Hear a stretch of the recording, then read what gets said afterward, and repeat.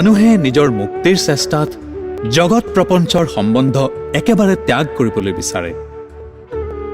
মানুহে নিজে আত্মীয় স্বজন, স্ত্ৰী পুত্ৰ, বন্ধু বান্ধৱৰ মায়া এৰি সংসাৰৰ পৰা অতি দূৰলৈ পলাই যায়।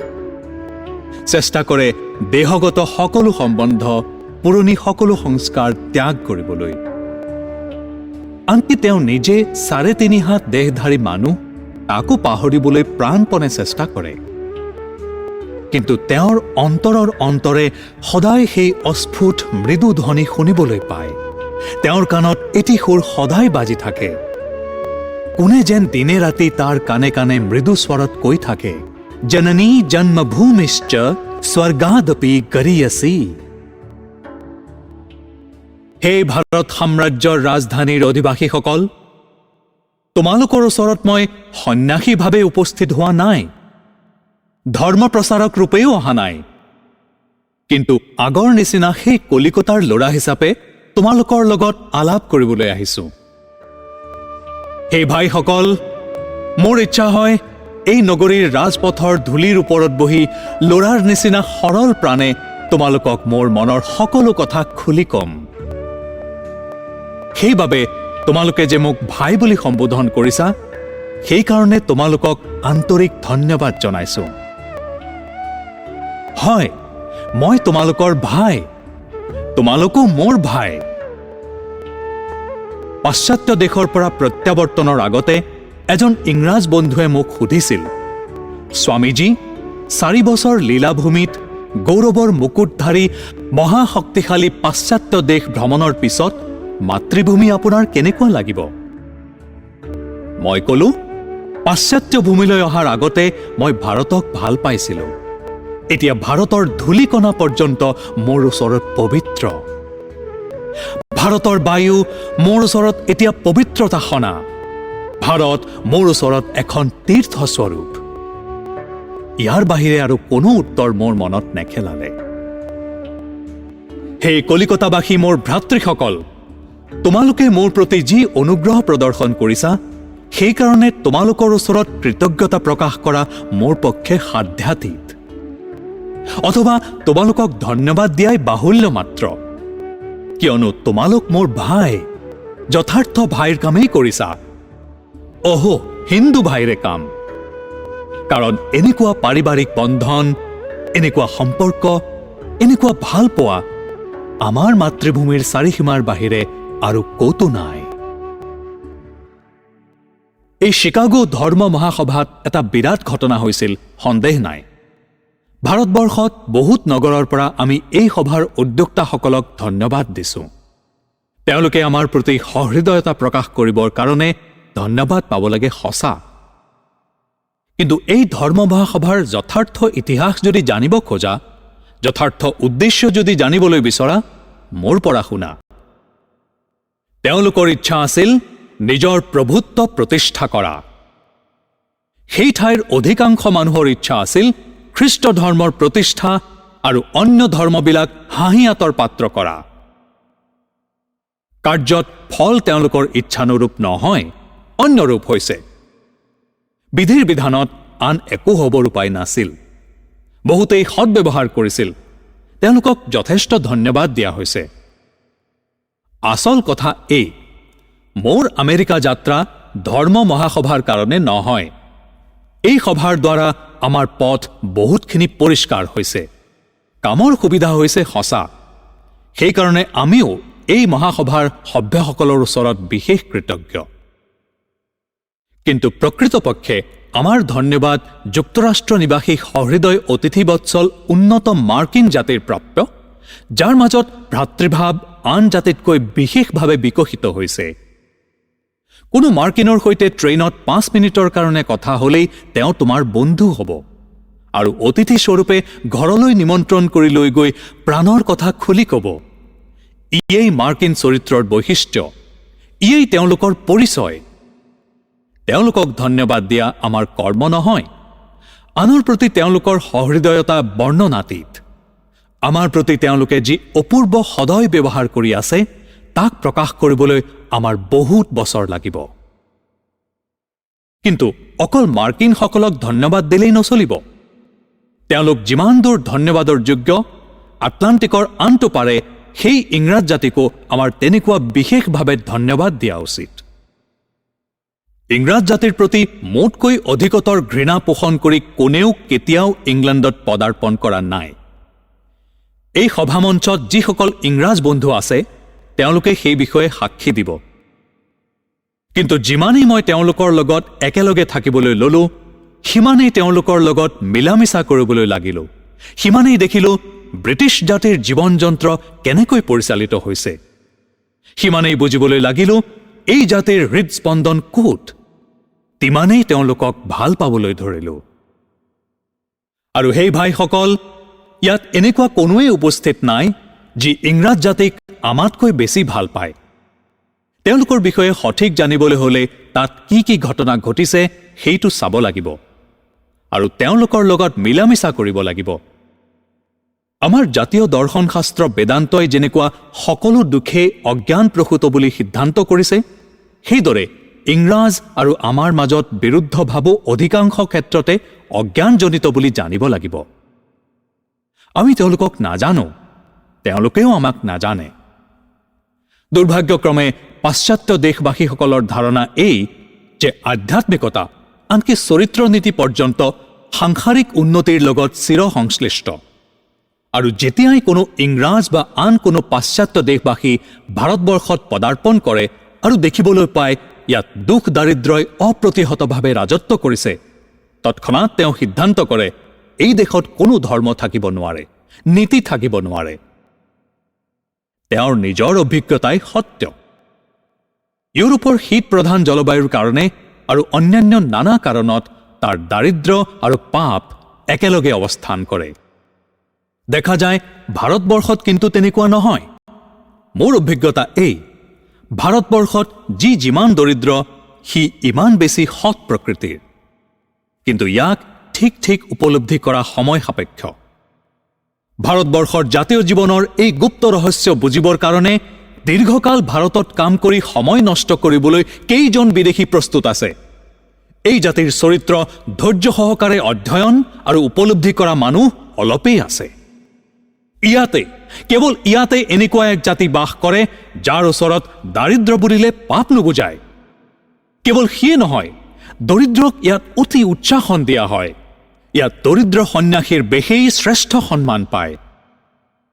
ইপিনে আমাৰ পাশ্চাত্য সমাজৰ ৰীতি নীতি অতি ধৈৰ্য সহকাৰে পৰ্যবেক্ষণ কৰিব লাগিব। তেওঁলোকৰ সম্বন্ধে হঠাৎ এটা সিদ্ধান্ত কৰি পেলালে নচলিব।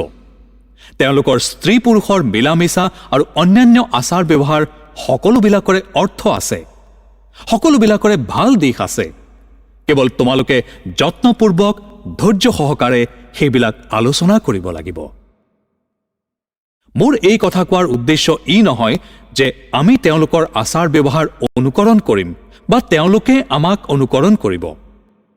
সকলো দেশৰে আচাৰ ব্যৱহাৰ বহু শতাব্দীৰ অতি ধীৰ গতিৰ ক্ৰমবিকাশৰ ফলস্বৰূপ আৰু সকলোবিলাকৰ গভীৰ অৰ্থ আছে।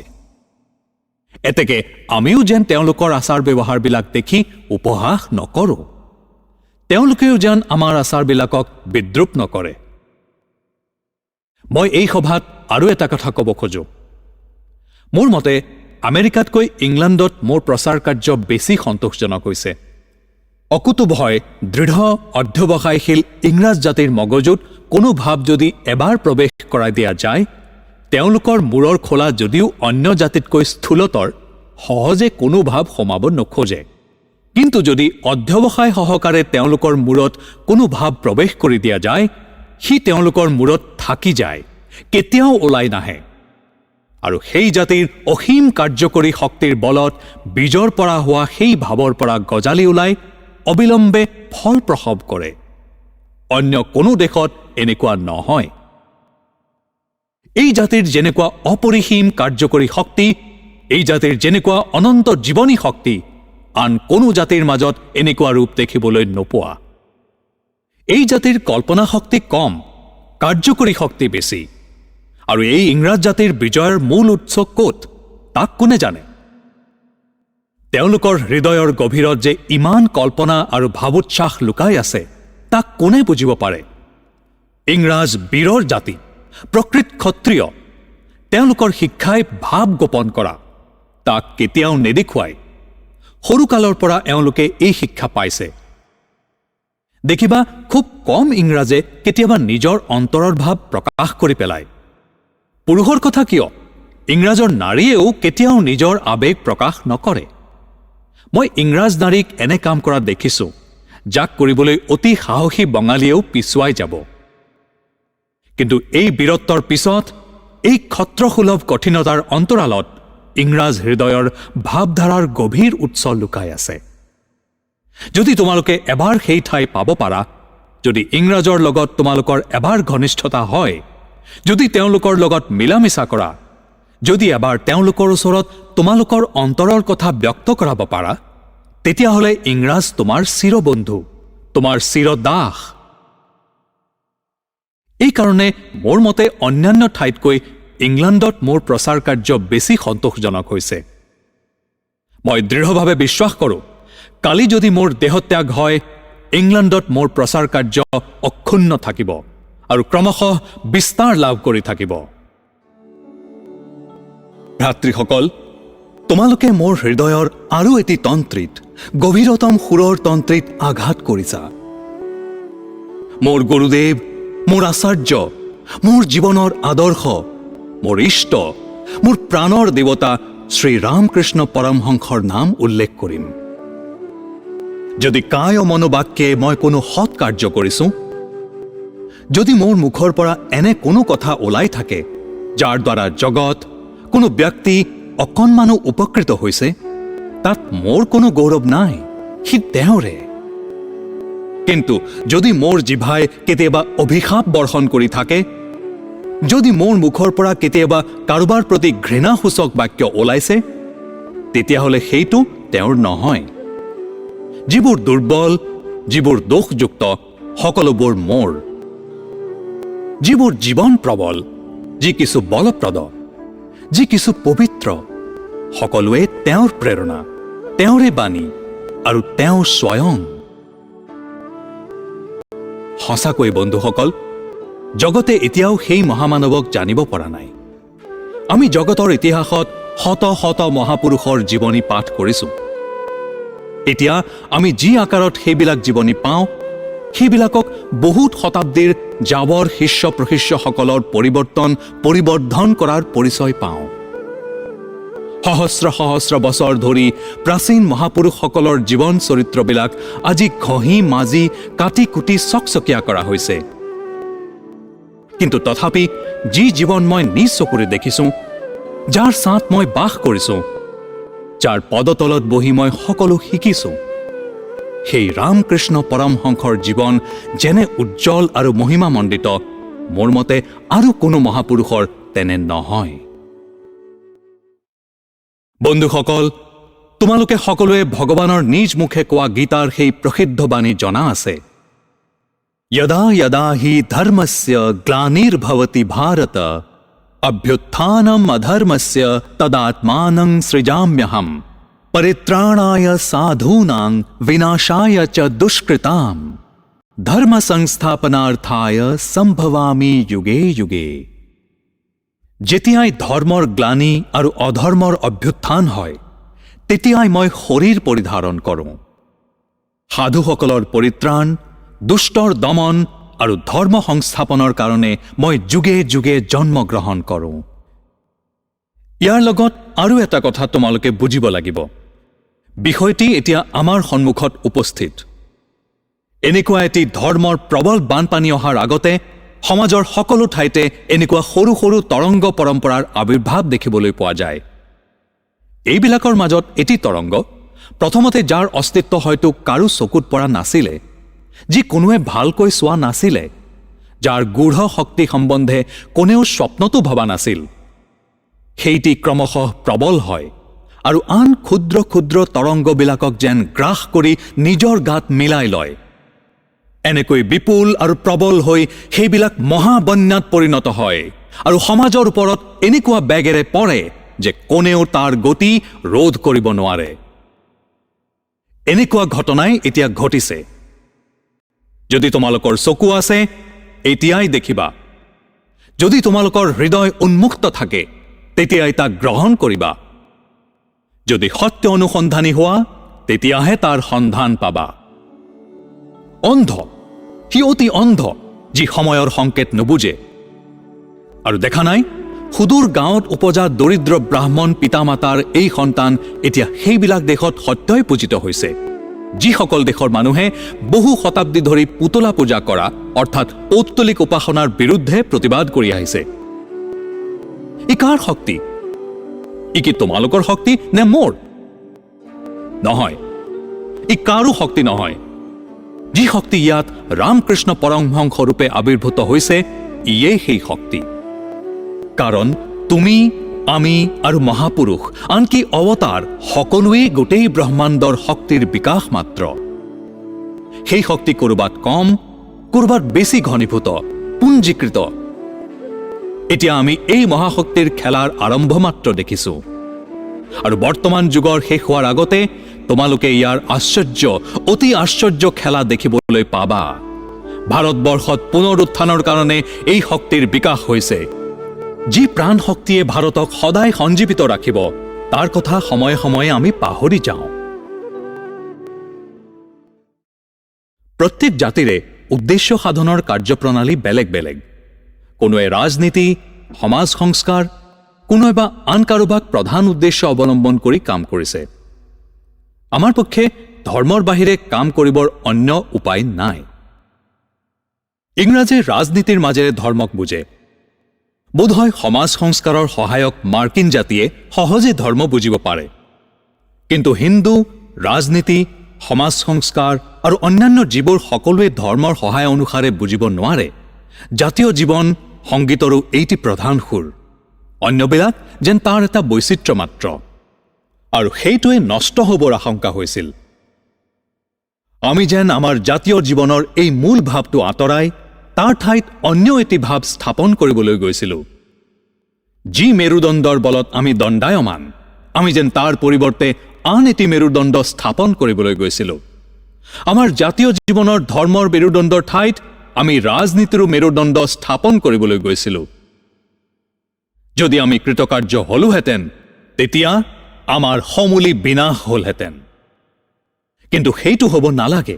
সেইকাৰণে এই মহাশক্তিৰ প্ৰকাশ হৈছিল। এই মহাপুৰুষক যেনেকৈ লোৱা, সেই কথা মই গ্ৰাহ্য নকৰোঁ। তেওঁক কিমান ভক্তি শ্ৰদ্ধা কৰা, তাতে একো চিন্তা কৰিবলগীয়া নাই। কিন্তু মই জোৰ কৰি কৈছোঁ, যোৱা কেইটামান শতাব্দী ধৰি ভাৰতত যিমান মহাশক্তিৰ বিকাশ হৈছে, তাৰ ভিতৰত ইয়ে সকলোতকৈ আচৰিত। আৰু তোমালোক যেতিয়া হিন্দু, তেতিয়া এই শক্তিৰ দ্বাৰা অকল ভাৰতবৰ্ষই নহয়, গোটেই মানৱ জাতিৰ উন্নতি আৰু মংগল কেনেকৈ সাধিত হৈছে তাক জানিবৰ কাৰণে এই শক্তি সম্বন্ধে আলোচনা কৰি তাক বুজাৰ চেষ্টা কৰা তোমালোকৰ কৰ্তব্য। এই ভাৰতৰ কোন দেশত সাৰ্বভৌম ধৰ্ম আৰু বিভিন্ন সম্প্ৰদায়ৰ মাজত ভাতৃভাৱৰ প্ৰসংগ আলোচিত হ'ব?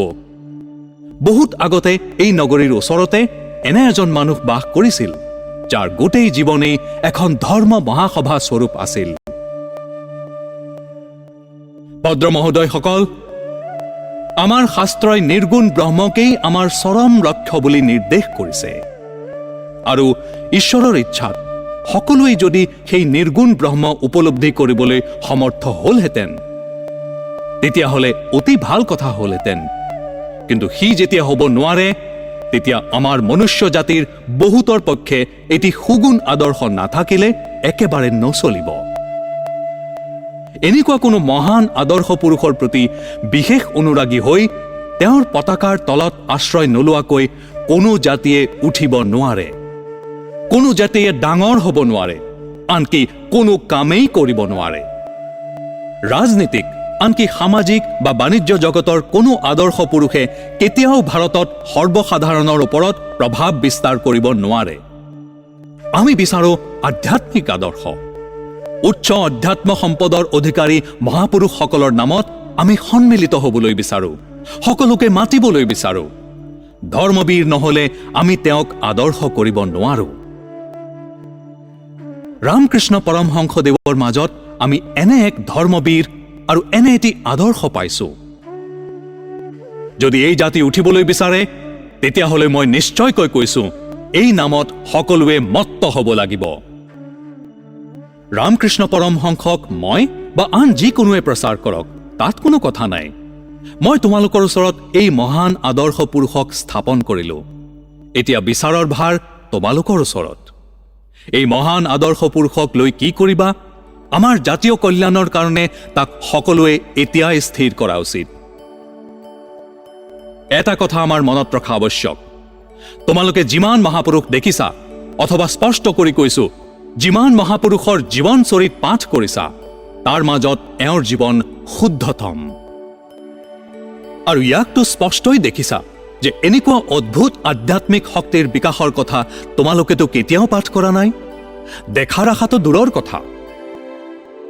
তেখেতৰ তিৰুভাৱৰ পৰা 10 বছৰ যাওঁতে নাযাওঁতে এই শক্তি জগত বিয়পি পৰিছে, সেইটো তোমালোকে প্ৰত্যক্ষই দেখিছা। এই কাৰণে আমাৰ জাতীয় কল্যাণৰ কাৰণে, আমাৰ ধৰ্মৰ উন্নতিৰ কাৰণে কৰ্তব্য বুদ্ধি প্ৰণোদিত হৈ মই এই মহান আধ্যাত্মিক আদৰ্শ তোমালোকৰ সন্মুখত স্থাপন কৰিছো। মোক দেখি তেওঁৰ বিচাৰ নকৰিবা, মই অতি ক্ষুদ্ৰ মাত্ৰ। মোক দেখি তেওঁৰ চৰিত্ৰৰ বিচাৰ নকৰিবা।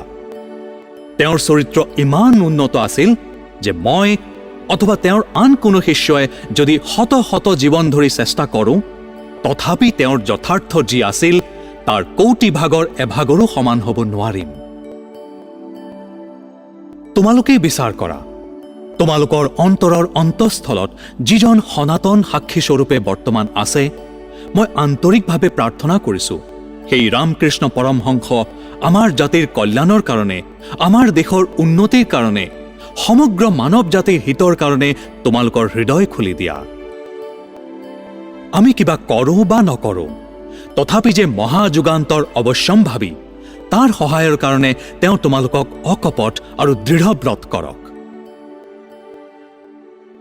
তোমাৰ মুখ ভাল লাগক বা নালাগক, সেইকাৰণে প্ৰভুৰ কাম ৰৈ নাথাকে। তেওঁ সামান্য ধূলিকণাৰ পৰাও তেওঁৰ কামৰ কাৰণে শত সহস্ৰ কৰ্মী সৃষ্টি কৰিব পাৰে। তেওঁৰ তলত থাকি কাম কৰাটো আমাৰ পক্ষে সৌভাগ্য আৰু গৌৰৱৰ বিষয়। এইদৰে চাৰিওপিনে ভাৱ সিঁচৰতি হৈ পৰে। তোমালোকে কৈছা আমি গোটেই জগত জয় কৰিব লাগিব। ভাৰতক অৱশ্যেই পৃথিৱী জয় কৰাব লাগিব। ইয়াতকৈ নিম্নতৰ আদৰ্শত মই কেতিয়াও সন্তুষ্ট হ'ব নোৱাৰো। আদৰ্শটি হয়তো খুব ডাঙৰ হ'ব পাৰে। তোমালোকৰ বহুতে এই কথা শুনি আশ্চৰ্য বোধ কৰিব পাৰা, তথাপি ইয়েই আমাৰ আদৰ্শ হ'ব। আমাক হয় গোটেই জগত জয় কৰিব লাগিব, নতুবা মৰিব লাগিব। ইয়াৰ বাহিৰে আৰু কোনো পথ নাই। বিস্তৃতিয়ে জীৱনৰ চিন। আমি ক্ষুদ্ৰগণ্ডিৰ বাহিৰলৈ যাব লাগিব, হৃদয়ৰ বিস্তাৰ কৰিব লাগিব। আমাৰো যে জীৱন আছে তাক দেখুৱাব লাগিব, নহলে আমি অতিহীন অৱস্থাত পচি মৰিম আৰু অন্য উপায় নাই। দুটাৰ ভিতৰত এটা কৰা, হয় বাচা নহয় মৰা। সামান্য বিষয় লৈ আমাৰ দেশত দ্বন্দ্ব খৰিয়ালৰ কথা কাৰো নজনা নহয়। কিন্তু মোৰ কথা শুনা, ই সকলো দেশতে আছে। ৰাজনীতি যিসকল জাতিৰ জাতীয় জীৱনৰ মেৰুদণ্ড, সেইবিলাক জাতিয়ে আত্মৰক্ষাৰ কাৰণে বৈদেশিক নীতি অৱলম্বন কৰে। যেতিয়া তেওঁলোকৰ নিজ দেশত পৰস্পৰৰ মাজত গৃহ বিবাদ আৰম্ভ হয়, তেতিয়া তেওঁলোকে কোনো বৈদেশিক জাতিৰ লগত বিবাদৰ সূচনা কৰে। গৃহ বিবাদ আপোনা আপুনি বন্ধ হয়। আমাৰো গৃহ বিবাদ আছে, কিন্তু ইয়াক বন্ধ কৰিবলৈ কোনো বৈদেশিক নীতি নাই। জগতৰ সকলো জাতিৰ মাজত আমাৰ শাস্ত্ৰ নিবদ্ধ সত্যসমূহৰ প্ৰচাৰেই আমাৰ সনাতন বৈদেশিক নীতি হওক। ই আমাক এটি অখণ্ড জাতিৰূপে মিলিত কৰিব। তাৰ কি অন্য কোনো প্ৰমাণ বিচৰা?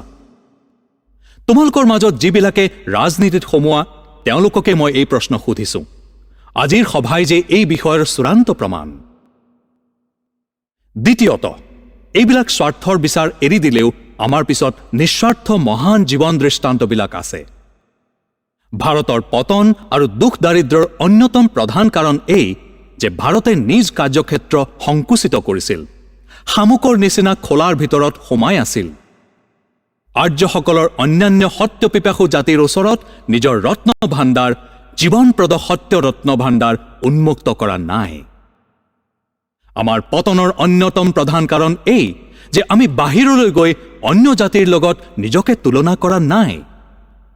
তোমালোক সকলোৱে জানা, যিদিনাৰ পৰা ৰাজা ৰামমোহন ৰায়ে এই সংকীৰ্ণতাৰ বেৰা ভাঙিলে, সেইদিনাৰ পৰাই ভাৰতৰ সকলো ঠাইতে আজি যে অকণমান স্পন্দন, অকণমান জীৱন অনুভূত হৈছে, সি আৰম্ভ হৈছে। সেইদিনাৰ পৰাই ভাৰতৰ ইতিহাসে অন্য পথ অৱলম্বন কৰিছে আৰু ভাৰত এতিয়া ক্ৰমবৰ্ধমান গতিত উন্নতিৰ পথত চলিছে। অতীত কালত যদি ক্ষুদ্ৰ ক্ষুদ্ৰ স্ৰোতস্বিনী দেখা যায়, তেতিয়া জানিবা এতিয়া মহা বানপানী আহিব ধৰিছে আৰু কোনেও তাৰ প্ৰতিৰোধ কৰিব নোৱাৰে। এতেকে আমি বিদেশলৈ যাবই লাগিব, কাৰণ আদান প্ৰদানেই অভ্যুদয়ৰ মূল মন্ত্ৰ। আমি কি চিৰকাল পশ্চিমীয়া দেশবিলাকৰ ভৰিৰ তলত বহি সকলো কথা, আনকি ধৰ্ম পৰ্যন্ত শিকিব লাগিব?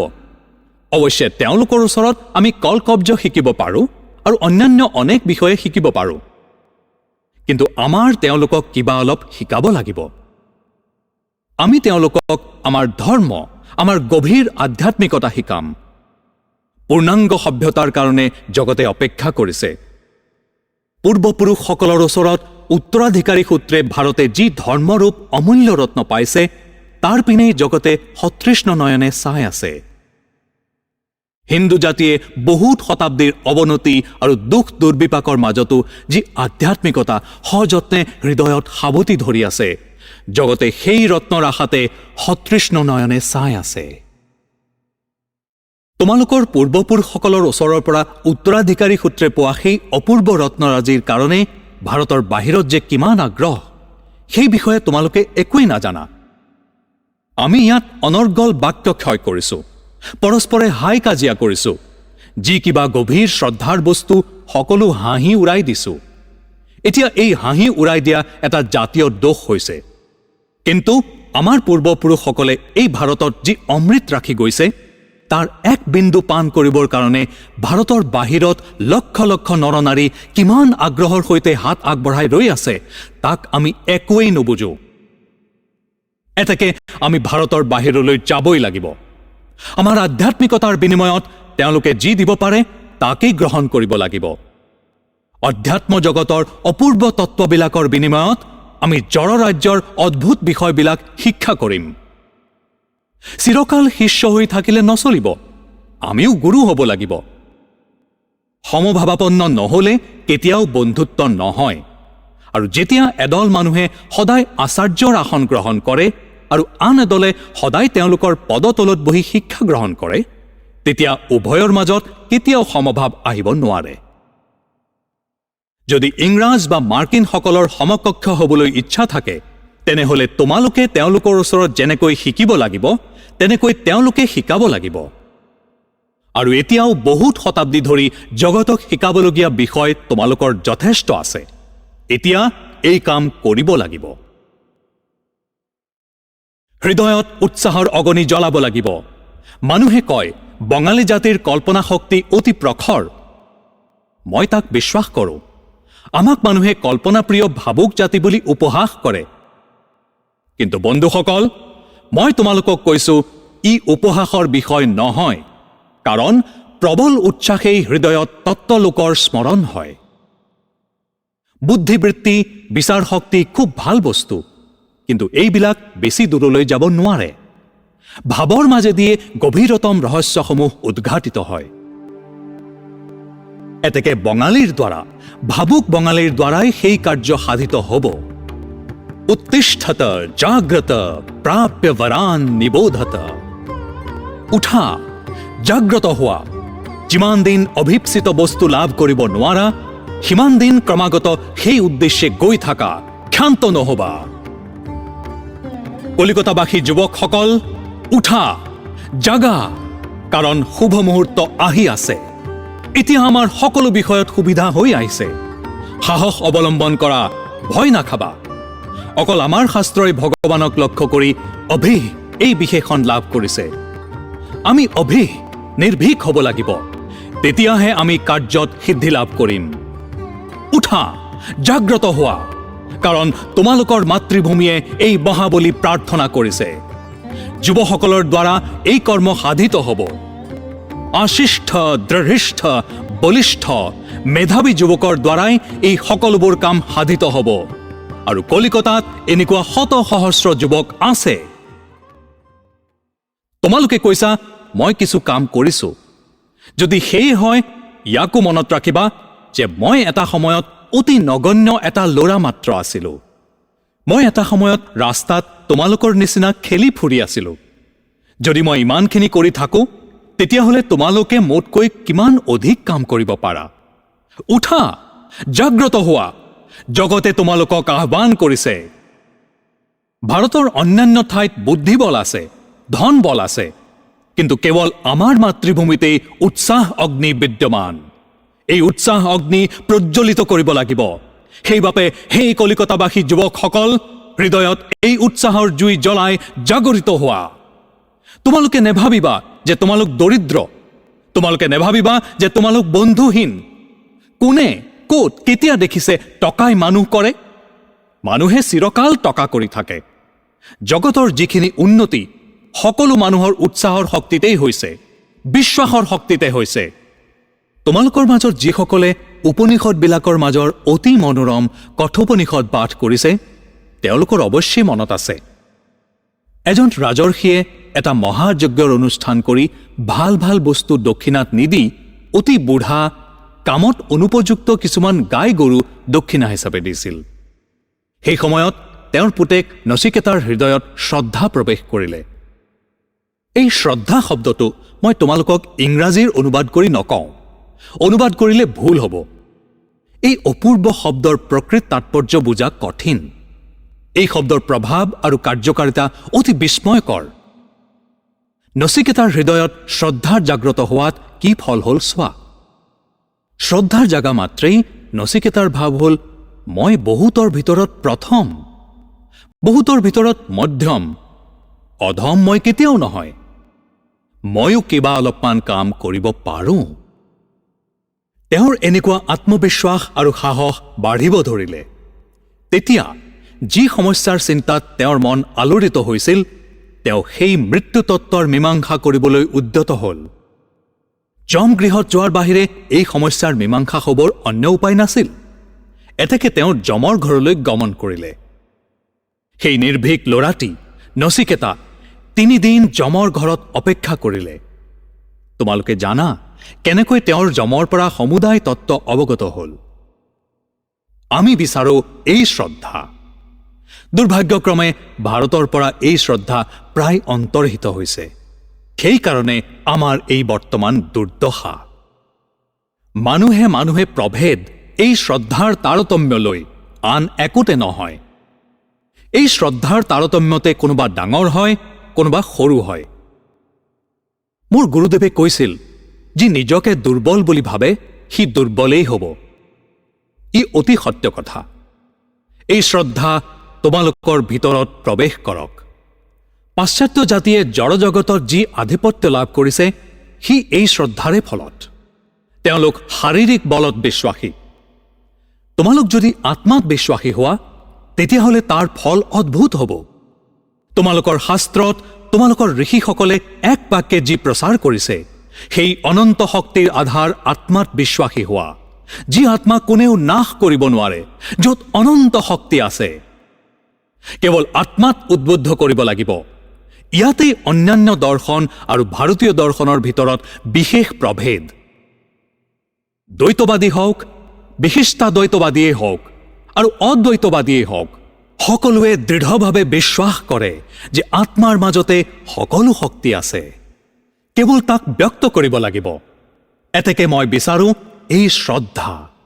আমাৰ সকলোৰে আৱশ্যক এই আত্মবিশ্বাস, আৰু এই বিশ্বাস অৰ্জন ৰূপ মহৎ কাৰ্য তোমালোকৰ সন্মুখত পৰি আছে। আমাৰ জাতীয় তেজত এটা ভয়ানক ৰোগৰ বীজ প্ৰৱেশ কৰিছে। সকলো বিষয় হাঁহি উৰাই দিয়া গাম্ভীৰ্যৰ অভাৱ। এই দোষটি সম্পূৰ্ণৰূপে ত্যাগ কৰিব লাগিব। বীৰ হোৱা, শ্ৰদ্ধা সম্পন্ন হোৱা, আৰু যি বিচাৰিছা সকলোৱে আহিবই আহিব। মইতো এতিয়া একো কৰিব পৰা নাই, তোমালোকেই সকলো কৰিব লাগিব। যদি কাইলৈ মোৰ দেহ ত্যাগ হয়, লগে লগে এই কাম লোপ নাপায়। মোৰ দৃঢ় বিশ্বাস জনসাধাৰণৰ মাজৰ পৰা সহস্ৰ সহস্ৰ মানুহ আহি এই ব্ৰত গ্ৰহণ কৰিব আৰু কামৰ ইমান উন্নতি আৰু বিস্তাৰ হ'ব যে যি মই কেতিয়াও কল্পনাও কৰা নাই। আমাৰ দেশৰ ওপৰত মই বিশ্বাস ৰাখোঁ, বিশেষতঃ মই আমাৰ দেশৰ যুৱকসকলৰ ওপৰত। বংগদেশৰ যুৱকসকলৰ কান্ধত অতি গুৰুভাৰ সমৰ্পিত আৰু কেতিয়াও কোনো দেশৰ যুৱকসকলৰ ওপৰত ইমান গুৰুভাৰ পৰা নাই।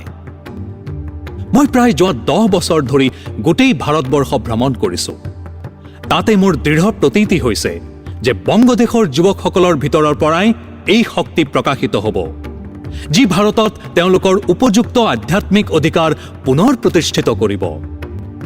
নিশ্চয় কৈছোঁ, এই হৃদয়বান উৎসাহী বংগ যুৱকসকলৰ মাজৰ পৰাই শত শত বীৰ উঠি আহিব, যিসকলে আমাৰ পূৰ্বপুৰুষসকলৰ প্ৰচাৰিত সনাতন আধ্যাত্মিক সত্য প্ৰচাৰ কৰি আৰু শিক্ষা দি জগতৰ এক প্ৰান্তৰ পৰা আন প্ৰান্তলৈ, এটা মেৰুৰ পৰা আন এটা মেৰু পৰ্যন্ত ভ্ৰমণ কৰিব।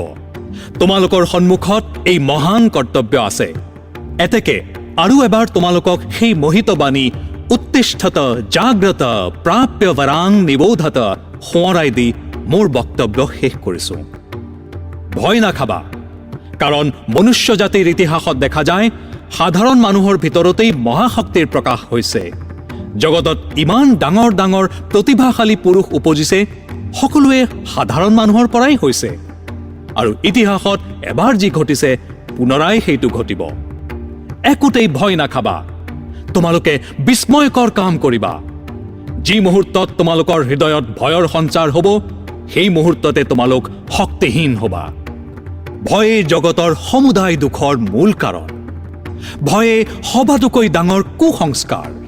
নিৰ্ভীক হ'লে মুহূৰ্তৰ ভিতৰতে স্বৰ্গ আমাৰ হাতৰ মুঠিত। এতেকে উত্তিষ্ঠত জাগ্ৰত প্ৰাপ্য বৰান নিবোধত।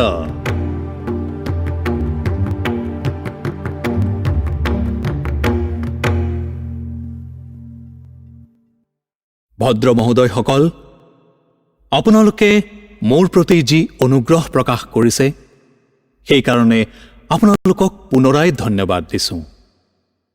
মই আপোনালোকক কেৱল ক'ব পাৰোঁ, মোৰ ইচ্ছা, মোৰ প্ৰবল আন্তৰিক ইচ্ছা, মই যেন জগতৰ, সৰ্বোপৰি আমাৰ স্বদেশৰ আৰু স্বদেশবাসীসকলৰ যৎসামান্য সেৱাত নিজক লগাব পাৰোঁ।